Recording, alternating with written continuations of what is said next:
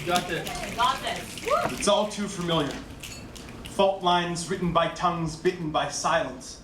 Thoughts formed when we weren't searching for violence in our questions, our suggestions. It's all too familiar. What was she wearing? Was she walking alone? She shouldn't have drank so much. She should have been more careful. She like, it was her fault. Like gender violence isn't a men's issue. Like men can't help themselves. Like the responsibility for one's own actions doesn't fall on one's own shoulders. Like men don't have the power to change how men act. And I remember as a young teen learning the facts. 1 in 3. 1 in 3. It made me sick. How could men like me do this? They couldn't. They couldn't, I thought. They must be monsters. They must be monsters. Monsters in the masks of men.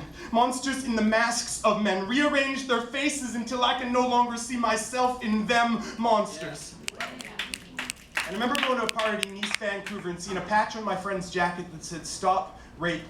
The message so clear, so inarguably simple, and yet it left a bad taste.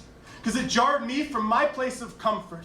Because it reminded me of the reality we all face. And that initial reaction, my initial reaction, was a clear case of the culture of rape. And I remember in the hockey dressing room cheering along as when my teammate proclaimed that in victory we had raped the other team. Or in the lunchroom when my boss made a sexist joke and I said nothing. Or yesterday when I pulled on an article of clothing and referred to it as a wife beater. See, this culture of violence touches us all. But if we just dismiss perpetrators as monsters, it allows us not to analyze our own actions. Men, take your masks off.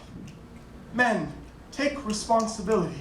Men, open your mouths wider. Show more than your teeth. There is a softness in your throat waiting to be freed. Men, we are responsible for the vast majority of violence.